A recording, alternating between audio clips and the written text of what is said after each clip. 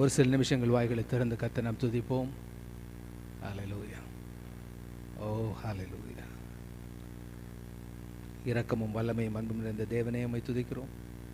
வாக்கில் உண்மை உள்ளவரே உம்மை துதிக்கிறோம். வாக்கு மாறாத கர்த்தரே உம்மை துதிக்கிறோம். அப்பா, இந்த நாளுக்காக நன்றி, உடைய பிரசனத்திற்காக நன்றி, உடைய வழிநடத்துதலுக்காக நன்றி. ஆண்டவரே, அழைத்து வந்த உடைய பிள்ளைகளுக்காக நன்றி. இன்னும் வரப்போகின்றவர்களுக்காக உம்மை துதிக்கின்றோம். இந்த ஆராதனை துவக்கம் முதல் கடைசி வரை கர்த்தாவே சகல காரியங்களை உம்முடைய சித்தத்தின்படி செய்ய, உடைய நாமத்தை மகிமைப்படுத்த அப்பா எங்களுக்கு நீ உதவி செய்யும்படியாக ஜெபிக்கிறோம். பாடுகின்ற பாடல்கள், துதிகள், ஆராதனைகள் யாவும் உடைய நாமத்துக்கு மகிமையை கொண்டு வரட்டும். துதிக்கான மகிமை உமக்கே செலுத்துகிறோம். இயேசு கிறிஸ்துவின் வல்லமுள்ள நாமத்தில் பிதாவே, ஆமென். நம்முடைய கிறிஸ்தவ வாழ்க்கை, ஆவிக்குரிய வாழ்க்கையில் மிக சிறந்து விளங்க வேண்டும் என்பது ஆண்டவருடைய விருப்பம். In our Christian life, the Lord wants us to excel in our life. நாம் இருக்கின்ற வண்ணமாகவே இருந்து அதே பழைய வாழ்க்கை வாழ்ந்து ஒரு முன்னேற்றமும் இல்லாம அப்படியே இருந்தோம்னா வாழ்க்கையே சலிச்சு போயிடும். If we do not progress in our life, if we are just stagnant in our life, it will become very boring for us.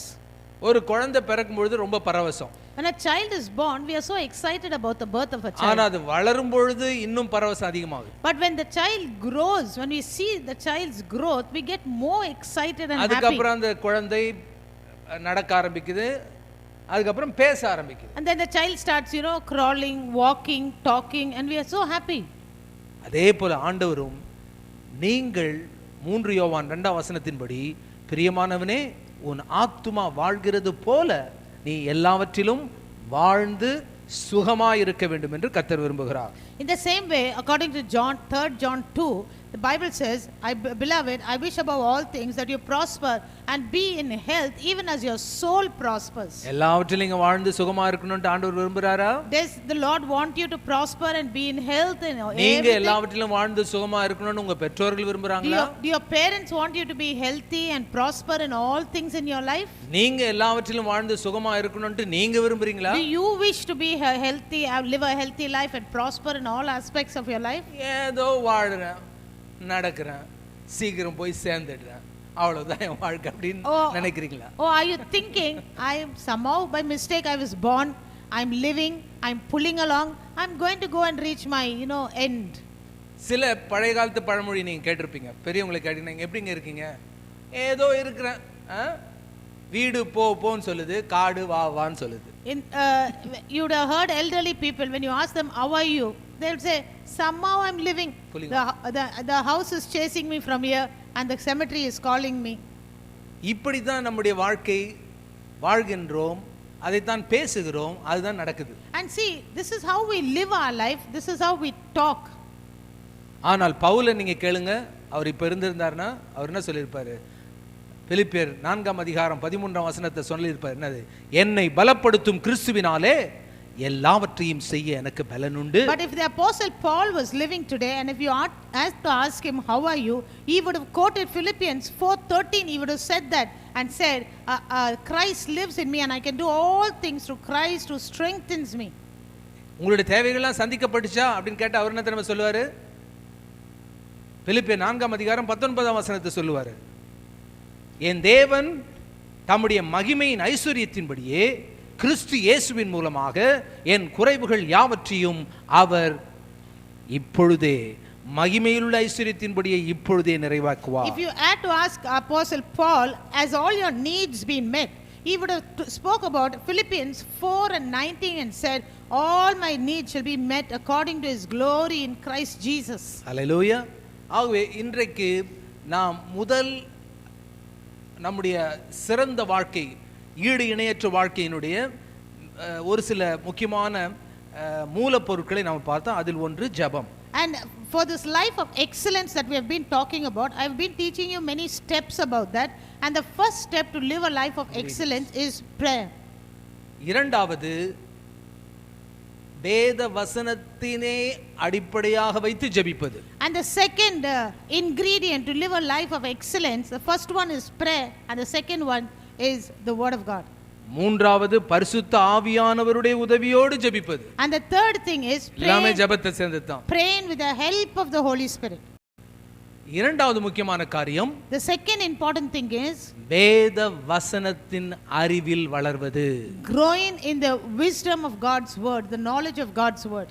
ஏனென்றால் வேத வசனமும் இயேசு கிறிஸ்துவும் பிரிக்கப்பட முடியாதவர்கள். Because the word of God and Jesus Christ cannot be separated. ரெண்டுமே ஒன்றுதான். They are both the same. யோவான் 1ஆம் அதிகாரம் 1ஆம் வசனம் சொல்லுகிறது, ஆதியிலே வார்த்தை இருந்தது, அந்த வார்த்தை தேவனிடத்தில் இருந்தது, அந்த வார்த்தை தேவனாய் இருந்தது. John chapter 1 and verse 1 says, in the beginning was the word, and the word was with God, and the word was God. ஆகவே வார்த்தை மிகவும் முக்கியம். So the word is very important. நிறைய ஜனங்க அனுபவத்தின் அடிப்படையில் வாழ்கிறார்களே தவிர வார்த்தையின் அடிப்படையில் Many வாழ்வதில்லை. people are living on the basis of their experience, but not on the basis of God's word. இன்னும் ஒரு சிலர் மற்றவர்களுடைய அனுபவத்தின் அடிப்படையில் வாழ்கிறார்கள். Some people are living on the experience of other people. அவங்க சர்ச்சுக்கு போனாங்க, அவங்க இப்படி பண்ணாங்க, அவங்க வாழ்க்கை எப்படி ஆச்சு, Some எந்த அப்படிதான் இருக்கும். Some people say, oh, they have gone to church, their life is like this, and their end was like that. That's it. நானும் அப்படிதான் இருப்பேன். So I'll also be like that. என்னை குறித்து தேவனுடைய வார்த்தை என்ன சொல்லுகிறதோ அதுவே எனக்கு நடக்கும். But you should say what the word of God says specifically for me, that will happen to me. இப்பொழுது எனக்கு நடப்பதை நான் விசுவாசிக்கவில்லை. Now I do not believe what is happening for me right now. என்னை குறித்து மற்றவர்கள் என்ன சொல்கிறார்களோ அதை நான் I do விசுவாசிக்கவில்லை. not believe what other people say about me. என்னை குறித்து தேவனுடைய வார்த்தை என்ன சொல்லுகிறதோ அதுதான் எனக்கு நடக்கும் என்று நான் And I விசுவாசிக்கிறேன். believe what the word of God says for me, that will happen to me. அப்ப அந்த வசனத்தை குறித்து தெளிவு நமக்கு இருந்தால்தான் அந்த வசனத்தை விசுவாசிக்க So முடியும். unless and until we have a clearness of God's word, only then we can understand God's word. ஆகவேதான் இயேசு கிறிஸ்து சுவிசேஷத்தில் சொல்கிறார், சத்தியத்தை அறிவீர்கள், சத்தியம் உங்களை விடுதலை That is why Jesus சத்தியத்தை கேட்பீர்கள் அல்ல, சத்தியத்தை அறிவீர்கள். Jesus says you shall know the truth, okay? Not hearing the truth, but you shall know the truth, and the truth will set you free. சத்தியத்தை கேட்டிருக்கீங்களா? Have you heard the truth? கேட்டிருக்கங்க. We have heard the truth. அட என்னங்க கேட்டிருக்கீங்களான்னு கேட்கிறீங்க? நாங்க பிறந்ததுல இருந்தே கேட்டுன்னு இருக்கோம். You are asking me, Pastor, did you hear the truth? From the time I'm born, I've been hearing this truth, Pastor. நீங்க எல்லாம் இப்ப 16 வயசு 17 வயசுல இயேசுவை ஏற்றுக்கொண்டு வந்தீங்க. நாங்க பிறந்ததுல இருந்தே எங்களை தாலாட்டு பாடும்போதே வசனத்தை சொல்லி தான் தாலாட்டு பாடினோம். You, Pastor, you got saved when you're 16, 17 years old. You all started hearing the word of God. But for us, we were born into this. Even when our parents used to put us to sleep, the lullaby used to be God's word. சொல்ல போனா search ஹால்ல தான் நானே வளர்ந்தேன். In fact, I grew up in the church hall. நீங்க எங்க வளர்ந்தீங்கன்றது முக்கியம் அல்ல, நீங்கள் எதை கேட்டீர்கள் என்பது முக்கியம் அல்ல, எதை நீங்கள் அறிந்து கொண்டீர்கள் என்பது முக்கியம். See, where you grew up is not important. What you heard is not important, but what you understood, that is important. எல்லாரும் ஸ்கூலுக்கு போறாங்க, Everybody goes to school. எல்லாரும் கல்லூரிக்கு போறாங்க, All go to college. ஆனா எல்லாருமே டிஸ்டிங்ஷன் வாங்குறாங்களா? But does all the students get distinction? Distinction விடுங்க, எல்லாருமே பாஸ் ஆகுறாங்களா? முதல்ல Leave distinction. Does all the students in that same classroom pass? புரிந்து கொள்ள வேண்டும், சத்தியத்தை அறிந்து கொள்ள You must வேண்டும். understand. You should understand the truth. மூன்றாவது முக்கியமான And காரியம், the third important thing is, சென்ற வாரம் உங்களுக்கு சொன்ன இது கொஞ்சம் என்ன அதிகமா சொல்றேன், last week ஏன்னா இது எனக்கு ரொம்ப பிடிச்ச ஒரு பகுதி. Last week I spoke about this, and today I'm going to elaborate on it because this is a part that I like very much. துதியும் ஆராதனையும், Praise and worship. கர்த்தரை துதிப்பதும் கர்த்தரை ஆராதிப்பதுமே நம்முடைய வாழ்க்கையின் நோக்கமாக மாற வேண்டும். The purpose of our life itself must be to praise God, to worship God. நீங்க சபைக்கு வரும்பொழுது பைபிளும் அது கூட ஒரு நோட் புக்கும் கூடுமானால் ஒரு பென்சிலும் அல்லது பேனா எடுத்துட்டு வந்தால் ரொம்ப நல்லது. ஏனென்றால் கேட்கிறவைகள் எல்லாம் மனசுல பதியாது. When you're coming to church, I would advise you, bring your Bible, bring a notebook and a pen or pencil, because everything that you're listening to will not get registered in your mind. சின்ன வயசுல ஒரு பாட்டு நீங்க கத்துன்னு இருப்பீங்க, 1வது 2வது, நான் படிக்கும்போது 1வது நினைக்கிறேன். கைவீசு அம்மா கைவீசு, கடைக்கு போகலாம் கைவீசு, மிட்டாய் வாங்கலாம் கைவீசு, மெதுவாய் தின்னலாம் கைவீசு, பழங்கள் வாங்கலாம் கைவீசு, பாங்காய் தின்னலாம் கைவீசு, பொம்மை வாங்கலாம் கைவீசு, பூவை சூட்டலாம் Kaiveesu. I heard a Tamil song when I was when I was a small boy studying in first standard. Okay, it said, swing your hands and come with me to the market. Swing your hands, we are going to buy sweets. Swing your hands, we are going to buy flowers. Swing your hands and come, we are going to buy fruits. ஆனா அந்த கடைக்கு போறதுக்கே by எடுத்துன்னு போகணும். But even in that place where we have to swing our hands, and go to the market, we take a bag and go. ஏனா கடையில இப்ப போட்டுருக்காங்க நீங்கள் உங்களுடைய பையை எடுத்து கொண்டு வரவும். Because nowadays they have a board on the shop saying, please bring your own bags. கடைக்கு போகும்போதே விவரமா போறீங்கல்ல. Even to go to the market, we go, so much of knowing so much of information. அப்ப சபைக்கு வரும்போது எப்படி வரணும்? So when we come to church, how do we come? வேத வசனம் நம்முடைய கைகளில் இருக்கணும். Do we have the word of God in our hand? Note புத்தகம் நம்ம கையில இருக்கணும். Do we have a pen in our hand? பேனா பென்சில் கையில இருக்கணும். A notebook and a pen in our hand. துதியும் ஆராதனை குறித்து ஒரு சில விஷயங்களை இன்னும் கொஞ்சம் ஆழமாக சொல்ல போறேன். I wanted to talk to you more about praise and worship today. நாம் நம்முடைய வாழ்க்கையில் தேவன் செய்த காரியங்களுக்காக நன்மைகளுக்காக அவரை துதிக்கின்றோம், அவருக்கு நன்றி செலுத்துகிறோம். See, we thank God, we praise God for the good things that God did for us. வேறு விதத்தில் சொல்ல வேண்டும் என்றால் அவருடைய மேன்மை, we acknowledge God's greatness. தேவனுடைய மேன்மையை நாம் துதியின் மூலமாக வெளிப்படுத்துகின்றோம். See, by praising God, by thanking God, we acknowledge his greatness. இரண்டாவது அவரை ஆராதிக்கின்றோம். Second thing is we worship him. அவர் யாராக இருக்கிறாரோ அதற்காக அவரை ஆராதிக்கிறோம். We worship him for who he is. ஒன்று நமக்கு செய்ததற்காக அவரை துதிக்கின்றோம், இன்னொன்று அவர் யாராக இருக்கிறாரோ அதற்காக அவரை ஆராதிக்கிறோம். One is we thank God for what he has done for us. Secondly, we worship God for who he is. அதுல நாம் சொல்ல வேண்டும் என்றால் here we acknowledge God's holiness. தேவனுடைய பரிசுத்தத்தை நாம் அங்கீகரிக்கின்றோம். In worship we acknowledge God's holiness.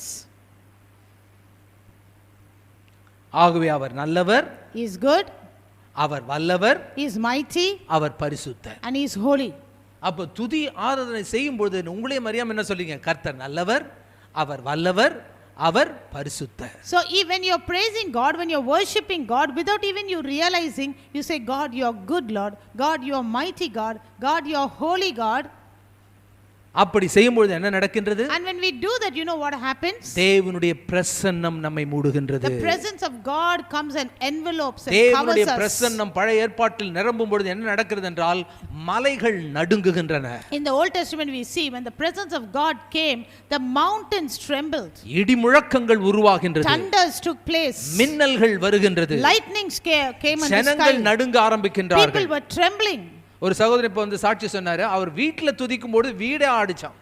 One brother came and testified just now, and he said when he was worshiping and praising God in his house, it looked like his house was shaking. அதை நான் 100% விசுவாசிக்கின்றேன். And I believe that 100%. ஹalleluya. ஒருவேளை அது சரீர பிரகாரமாக உணரலாம், உணராமல் இருக்கலாம். Maybe you can experience that physically, or you may not experience that. கர்த்தர் நமக்காக அவருடைய பிரசன்னத்தை கொண்டு வருவார். அந்த பிரசன்னம் அவருடைய வல்லமையை கொண்டு வரும், அவருடைய வல்லமை நமக்கு வெற்றியை கொண்டு வரும். But God will bring down his presence, and his presence will bring forth a victory in our life.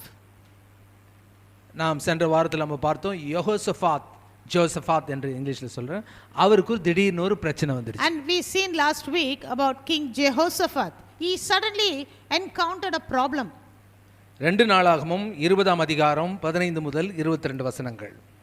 Second Chronicles chapter 20 verses 15 through 22. இங்கே யோசபாத் என்ற ராஜா நன்றாக ஆட்சி செய்து கொண்டிருக்கும் பொழுது திடீரென்று அவருக்கு பிரச்சனை வருகிறது.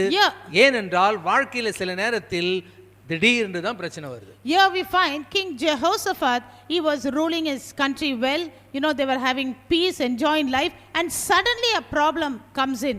In life it's like that, we suddenly encounter problems. திடீரென்று வந்துச்சு. It came suddenly, it didn't start in 2017. திடீர்னு பார்த்தா சைனாவில் ஏதோ ஆச்சு திடீர்னு நம்ம டிவியில் பார்த்தோம், எல்லாம் ரோட்ல விழுந்தாங்க. திடீர்னு பார்த்தா தமிழ்நாட்டுக்கு வந்துடுச்சு.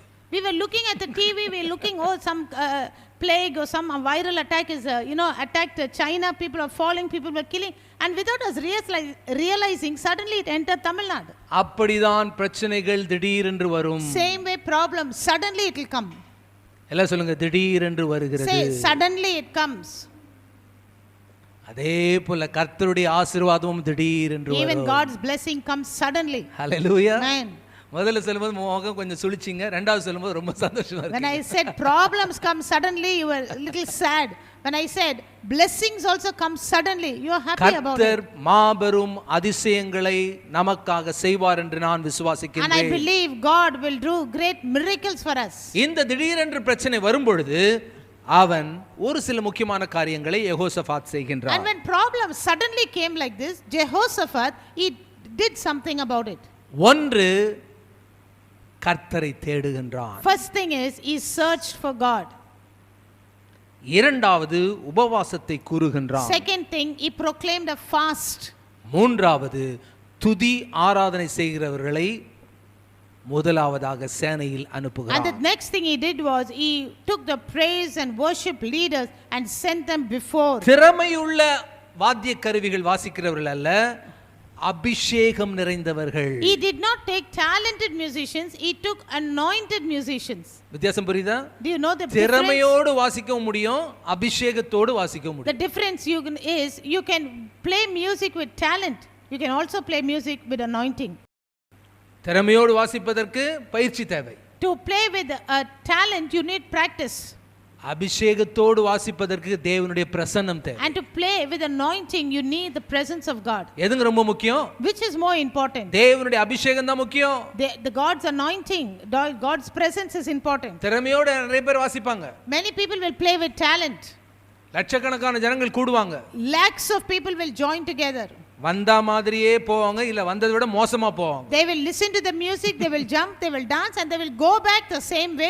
ஆனால் or they may go அபிஷேகம் back நிறைந்த worse. ஆராதனைக்குள் வரும்பொழுது, அபிஷேகம் நிறைந்த துதி ஆராதனைக்குள் ஜனங்கள் வரும்பொழுது அவருடைய வாழ்க்கை தொடப்படும், வாழ்க்கை மாற்றப்படும், பரிசுத்தமாக்கப்படும். But when people come into a worship, a praise service, where the presence of God is, where anointing is, their life is touched, they are changed, and they go back blessed. ஆகவேதான் யோசபாத்துக்கு தெரிஞ்சது, நமக்கு அபிஷேகம் நிறைந்த துதி ஆராதனை செய்பவர்கள் தேவை. That is why Jehoshaphat knew we need a group to worship and praise God, and that group must be anointed group. அவர்கள் செல்லுகின்றார்கள். They go. இவர்களுக்கு எதிராக வந்த 3 சேனைகள், 3 ராஜாக்களும் ஒருவரோடு ஒருவர் சண்டை போட்டு, யார் யாரோட சண்டை போடுறன்னு தெரியாம சண்டை போட்டு அவர்களே ஒருவர் வெட்டி சாகிறார்கள்.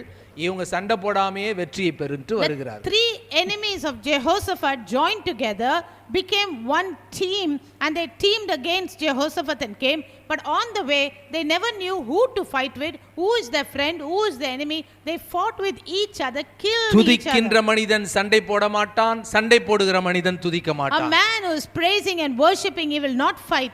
A man who is fighting will not praise and worship. சொல்லுங்க, துதிக்கின்ற மனிதன் சண்டை போட மாட்டான், Say, a man who praises will not fight.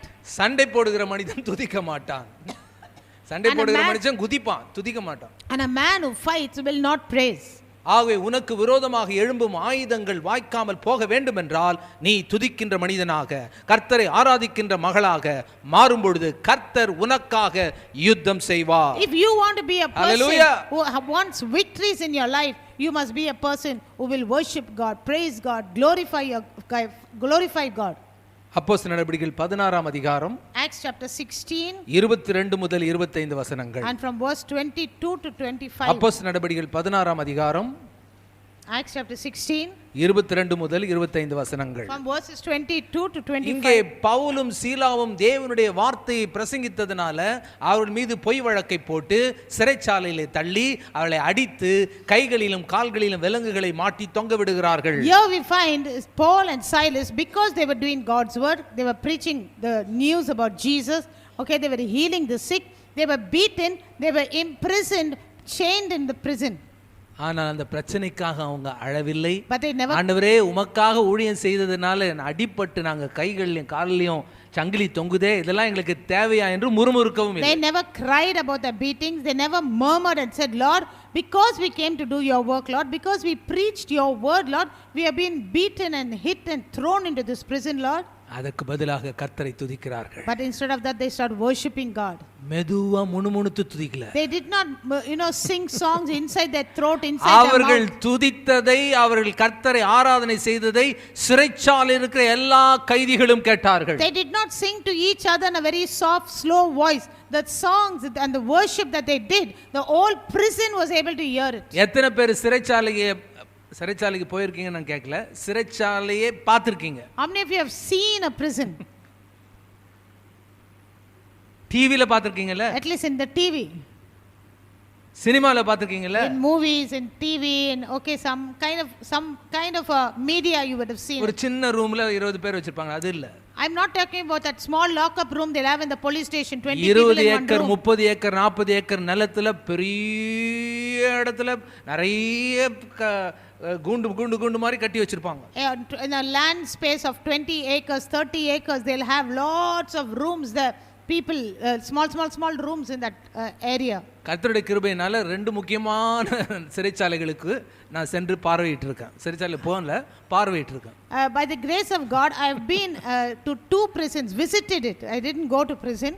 ஒன்று இந்தியாவுக்கு மிக மிக மிக மிக ரொம்ப பழமை வாய்ந்த இந்தியாவின் பாடல்களிலே வரக்கூடிய அந்தமான் சிறைச்சாலை போய் பார்த்திருக்கேன். I have gone to one of the most famous Andaman தீவில் இருக்கக்கூடிய அந்தமான் சிறைச்சாலை. Oldest prisons, that is Andaman.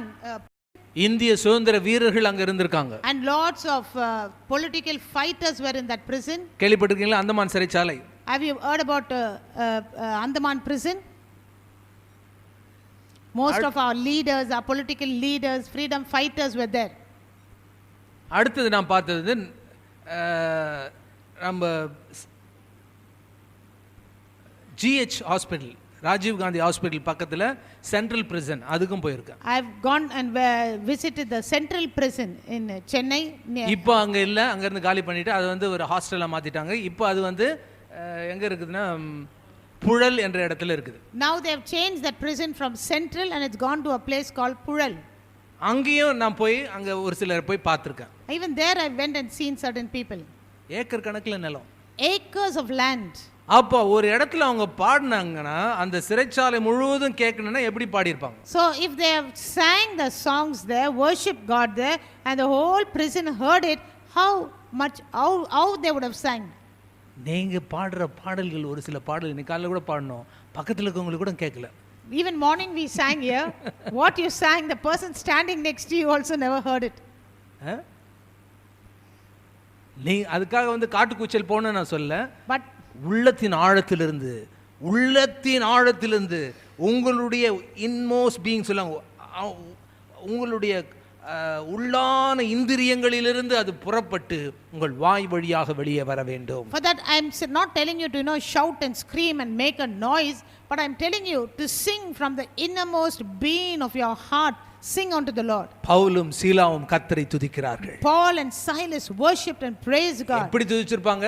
I don't know how they would praise God. ஆண்டவரே எங்களை அடி வாங்க விட்டீங்களே அதுக்காக உமக்கு நன்றி சொன்னாங்க. Would they have said, Lord, thank you for helping me to get beatings? நீர் நல்லவர், நீர் வல்லவர், எங்களை அடித்தாலும் எங்களை உதைத்தாலும் நீர் எங்களை விடுவிக்க வல்லவர் என்று கர்த்தரை துதிக்கின்றார்கள். They would have worshipped and said, Lord, you are good, you are mighty, you are more than enough. Even though they have beaten us and hit us, you are more than enough to save us and deliver us. திடீரென்று சிறைச்சாலையினுடைய அஸ்திபாரங்கள் அதிர்கின்றன. And suddenly the foundations of the prison just shaken up. சிறை கைதிகளினுடைய சங்கிலிகள் எல்லாம் தானா கழண்டு கீழே விழுது. And all the prisoners chains had been broken on its own. சிறைச்சாலைக்கு அதிபதி, நூற்றுக்கு அதிபதி நடுநடுங்கிறான். ஐயோ சிறைச்சாலைக்கு எல்லாம் போயிட்டாங்களா, என்ன ஆச்சுன்னு தெரியலையே என்று தன்னுடைய கத்தி எடுத்து தன்னையே கொலை செய்து கொள்ள முயற்சி செய்கிறான். And the centurion, the jailer there, they were scared. They said, oh, I think all the prisoners have escaped, let us kill ourselves. ஏன்னா ஒரு கைதி நீ தப்ப விட்டா உன்னை கொலை பண்ணிடுவேன்ட்டு ரோம அரசாங்கத்தின் சட்டம் சொல்லுது. Because the Roman law said if you let one prisoner escape, you will be killed, your life for his life. இங்க நூற்றுக்கணக்கான ஆளுங்க போய்ட்டா நான் என்ன பண்றது? There are hundreds of people, if they have gone, what will I do? அப்பொழுது பவுலும் சீலாவும் சொல்றாங்க, அதிகாரியே பயப்படாதே, உன்னை நீ எதுவும் கெடுத்துக் கொள்ளாதே, உன்னை நீ கொலை செய்யாதே, நாங்க எல்லாம் இங்க தான் இருக்கோம். And Paul and Silas lifts up their voice and said, sirs, please do not do harm to yourself, we are here. இது கர்த்தருடைய வல்லமை. This is a mighty hand of God. அப்ப அந்த சிறைச்சாலை அதிகாரி என்ன தெரியுமா சொல்றான்? Then what that prisoner said, ஆண்டவமாரே நான் ரட்சிக்கப்படும்படி நான் என்னையா செய்யணும்? Then you know what the authorities of the prison said? They said, sir, what do we do to get saved? அவன் அந்த பாட்டை கேட்டிருப்பானா? Would they have heard that songs that the Paul and Silas were singing? பவுலும் சீலாவும் அடிச்சு தொங்க விட்ட போது அவங்க பாட்டு பாடின பாட்டை இவங்க கேட்டிருப்பானா? Would they have heard the song that கேட்டிருப்பானா?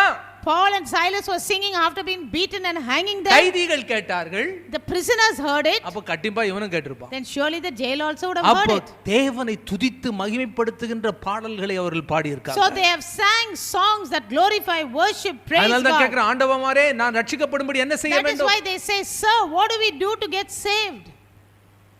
கர்த்தராகிய இயேசு கிறிஸ்துவை விசுவாசி, அப்பொழுது நீயும் உன் வீட்டாரும் You ரட்சிக்கப்படுவீர்கள். believe on the Lord Jesus Christ and then you and your household will be saved. அதுதான் கர்த்தர் செய்கிற அதிசயம். That is a miracle that Jesus does. இயேசு கிறிஸ்து யோவான் 4ஆம் அதிகாரம் 23-24 வசனங்களிலே சொல்லுகின்றார். John chapter 4 23 to 25 he says. சென்ற வாரம் நீங்க பாத்தீங்க, இயேசு சொல்றாரு, Yeah, இதோ அந்த வேளை வந்து விட்டது, என்னை ஆராதிக்கிறவர்கள், என்னை உண்மையாய் ஆராதிக்கிறவர்கள் தேவனை பிதாவாகிய தேவனை ஆவியோடும் உண்மையோடும் தொழுது கொள்வார்கள். In John chapter 4 and verse 23 to 25 Jesus himself says the time is coming and now is when the worshippers will worship me in spirit and truth. மூன்றாம் வசனம் சொல்றார், தேவன் ஆவியாய் இருக்கிறார், ஆகவே அவரை ஆராதிக்கிறவர்கள் ஆவியோடும் உண்மையோடும் அவரை ஆராதிக்க In verse வேண்டும். 3 he says that God is a spirit and those who worship him must worship him in spirit. பண்றோமா? Do we worship? இசை கொஞ்சம் நல்லா போகும்போது When the music is going well, okay. இன்னும் ஃபாஸ்டா போகும்போது இன்னும் When it goes faster and faster the beat, we clap our hands. Slow ஆகும் பொழுது But when the music goes slow, கண்ணு இழுக்குது, we feel so drowsy. அடிபடுத்துறோம். We sleep. ஆவியிலிருந்தும் துதிக்கணும், கருத்தோடும் துதிக்கணும். With your spirit you must worship and with truth, with understanding you must ஏனென்றால் worship. கர்த்தர் நம்மை ரட்சித்ததன் நோக்கமே அவரை ஆராதிக்க. Because God saved us and the very purpose for him saving அது us is சென்ற to வாரம் worship பார்த்தோம். him. 1 பேதுரு 2ஆம் அதிகாரம் 9ஆம் வசனத்தில் பார்த்தோம். 1 பேதுரு 2ஆம் அதிகாரம் 9ஆம் வசனத்தில் நாம் பார்த்தோம். In 1 Peter chapter 2 and verse 9 we seen.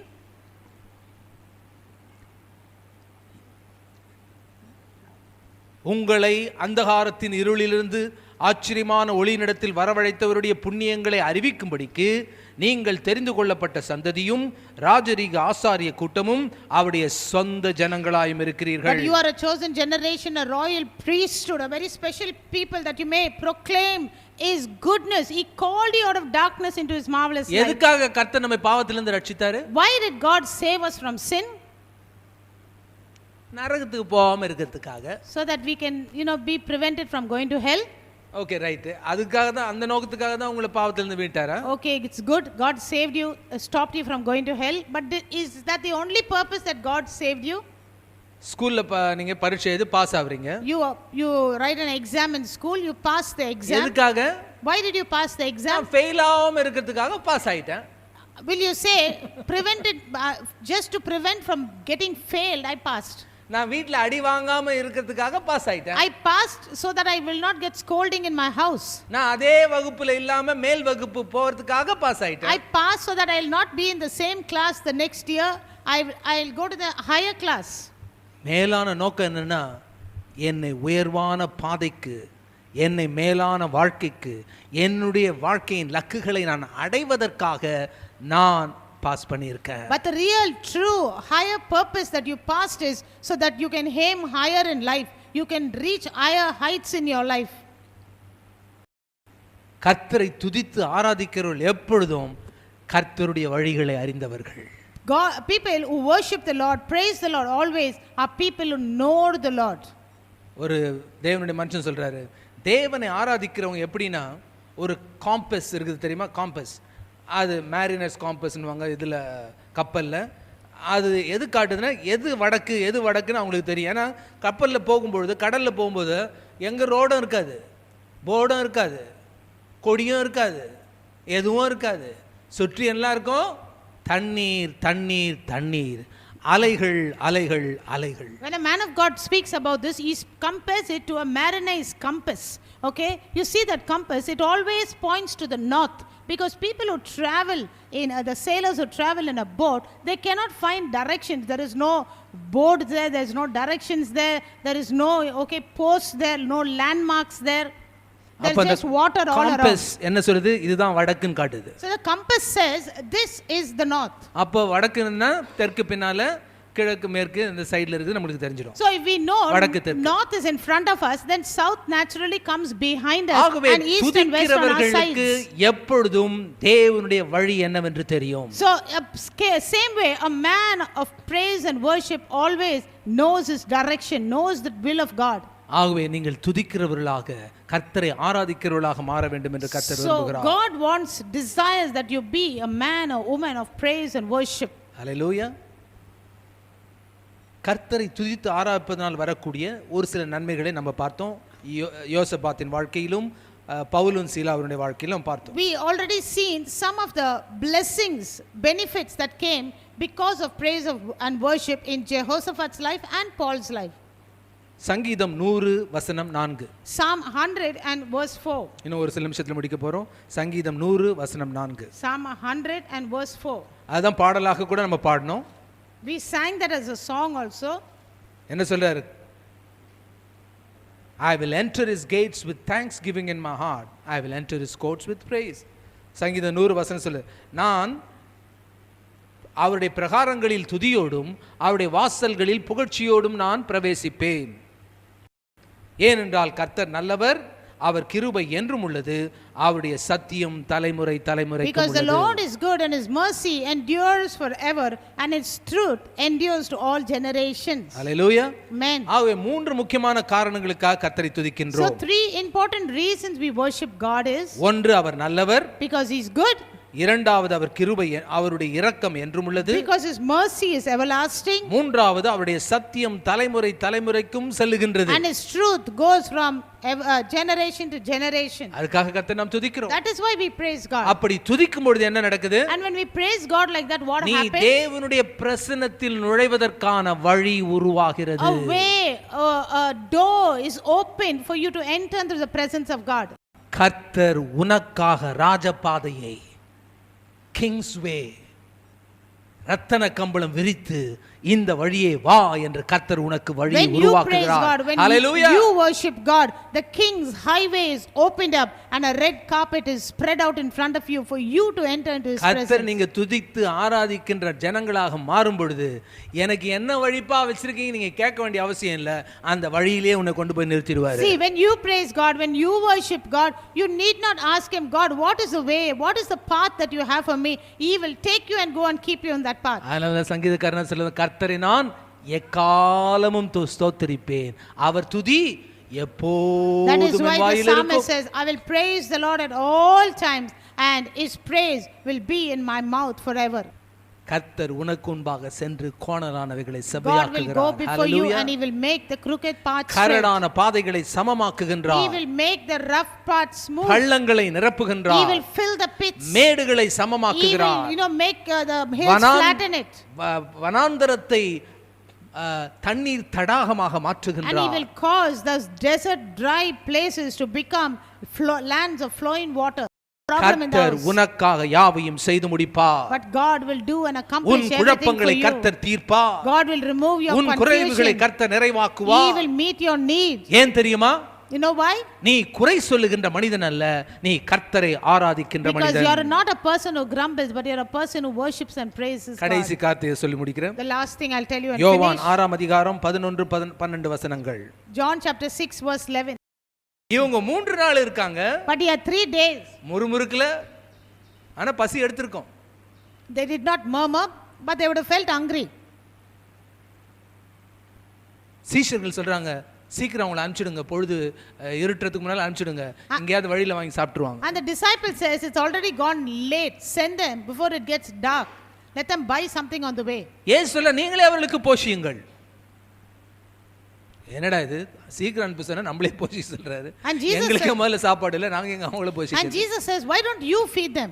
These disciples thought, what a problem he's putting us in. We told him to send them away fast, he's asking us to feed them. அப்பொழுது இயேசு கேக்குறார், உங்களிடத்தில் என்ன இருக்குது? Then Jesus asked, what do you have? ஒன்றுமே இல்லை. I don't have anything, Lord. அப்போது ஒரு பையன் சொல்றான், என்னிடத்தில் 5 அப்பங்களும் 2 மீன்களும் And இருக்கின்றன. one boy says, I have 5 loaves and 2 fish. என்னிடத்தில் எடுத்து வாருங்கள். Bring that to me, he says. எல்லாரையும் 100 பேரை உட்கார வைங்க. He makes them sit down, 50s, 100s. 5000 ஆண்கள், 5,000 men. பெண்கள் எவ்வளவு வந்திருப்பாங்க? How many women எப்பொழுதுமே will be? டபுளா தான் இருக்கும். Always it will be double. சர்ச்சில் கூட பாருங்க, ஆண்களை விட பெண்கள் தான் அதிகம். Always it will be double. More than the men, it will be, the women will be in the church also. பிள்ளைகள் எவ்வளவு வந்திருப்பாங்க? How many children would have இன்னும் been? அதை விட இருந்திருப்பாங்க. More than that. அப்போ எல்லாம் மொத்தமா குறைச்சு சொல்றேன், ஒரு 15000 பேர் இருந்திருப்பாங்க. Maybe the least I can tell you 15,000 people would have been there. ஆனா கையில இருக்குது என்னது? But what do they have in their hand? சொல்லுங்க, 5 அப்பம் 2 மீன். Say 5 loaves, 2 fish. எல்லாம் சொல்லுங்க, 5 அப்பம் 2 மீன். 5 loaves, 2 fish. எவ்வளவு பேருக்கு சாப்பாடு கொடுக்கணும்? How many people they must feed? 15000. 15,000. ஏசு சொல்றாரு, எல்லாரும் 100 உட்கார வைங்க. Jesus says, make them all sit in hundreds. அந்த 5 அப்பத்தையும் 2 மீன்களையும் கைகளில் எடுக்கின்றார். Jesus takes the 5 loaves, 2 fish in his hand. வானத்துக்கு நேராக அதை நீட்டி பிதாவாகிய தேவனை ஸ்தோத்திரிக்கின்றார். He looks up to heaven and he lifts it up to heaven, looking to the Father. இல்லாததற்காக கர்த்தரை அவர் துதிக்கவில்லை, இருப்பதற்காக கர்த்தரை அவர் He did துதிக்கின்றார். not praise God or thank God for what he did not have. He praised and thanked God for what he had in his hand. இன்றைக்கு உங்க கையில என்ன இருக்குது? What do you have in your hand இன்றைக்கு உங்க today? வீட்ல என்ன இருக்குது? What do you have in your house இன்றைக்கு today? கர்த்தர் உனக்கு என்ன திறமையை கொடுத்திருக்காரு? What talent God has given you today? அதை கர்த்தரிடத்தில் கொடுங்க. Use that for God. ஆண்டவரே, இதை நான் உம்மிடத்தில் Say, சமர்ப்பிக்கிறேன். God, I surrender it to you, Lord. என்னுடைய தேவைகள் இவ்வளவு இருக்குது. My need is so much, God. இந்த குறைவின் மூலமாக என்னுடைய எல்லா தேவைகளையும் நீ சந்திக்க வல்லவர். And Lord, through this you are going to meet all my needs, Lord. அதை எடுத்து கர்த்தரை He துதிக்கின்றார். takes it, he lifts it up and he praises God. பிறகு சீஷர்களிடத்தில் அதை Then he கொடுக்கின்றார். gives it to his disciples. சீஷர்கள் மற்றவர்களுக்கு அதை And the கொடுக்கிறார்கள். disciples take it and give it to others. ஒரு சில மணி நேரங்களுக்குள்ளாக 15000 பேர்களுக்கும் வயிறு திருப்தியாக சாப்பாடு கொடுத்து இன்னும் 12 கூடை நிறைய சாப்பாடு. And within a few minutes you find Jesus fed all those 15,000 people, and they were ate stomach full, satisfied, and he took back the remaining. Hello, நீ என்ன கர்த்தருக்கு கொடுத்த? What did you give to God? அது கர்த்தர் 1000 மடங்கு ஆசீர்வதித்து உனக்கும் உன் குடும்பத்திற்கும் உன் இனஜன பந்துக்களுக்கும் கர்த்தர் ஆசீர்வாதமாக அதை மாற்றுவார். What you gave to God, what you give to God, God will take that, he will bless it, he will bless your needs, and it will be a blessing to your generations after you. ஆகவே நீங்க ஈடு இணையற்ற வாழ்க்கை வாழ்வதற்கு தேவையான இன்னொரு மூல காரணி அல்லது மூலப்பொருள் என்னவென்றால் கர்த்தரை துதிப்பதும் அவரை ஆராதிப்பதும். So for you to live a life of excellence, I have told you one more ingredient, and that ingredient is praising and worshiping God. எதற்காக கர்த்தரை துதிக்கிறோம்? Why do we praise God? அவர் செய்த For நன்மைகளுக்காக. all the good things that he done for us.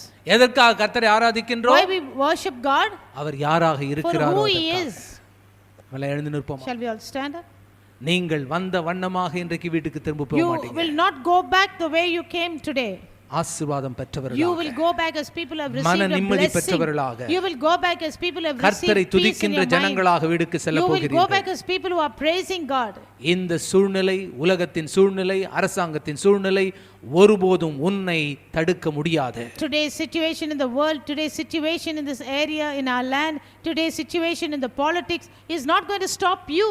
கர்த்தரை துதிக்கின்ற ஆராதிக்கிற உனக்காக கர்த்தர் புதிய அதிசயங்களை செய்ய For you போகிறார். who praises, worships God, God is going to open a new way for உனக்காக you. புதிய பாதைகளை உருவாக்க God will போகிறார். open a new path for you. கர்த்தர் அதிசயங்களின் தேவனா இருக்கிறார். And God is a God of miracles. கண்களை மூடி ஜெபிப்போமா? Shall we close our eyes and pray? கிருபையும் அன்பும் நிறைந்த பரலோக தேவனே, Our உம்மை loving துதிக்கிறோம். Father, full of grace and உம்முடைய mercy, வார்த்தைக்காக நன்றி we thank you செலுத்துகிறோம். for your word, Lord.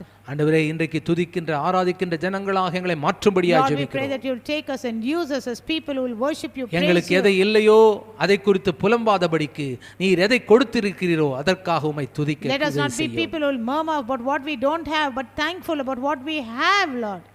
நீர் யாராக இருக்கிறீரோ அதற்காக உம்மை ஆராதிக்க We எங்களுக்கு உதவி praise you செய்யும். for who you are, Lord. Help us to continue to worship you. Praise you for who you are, Lord.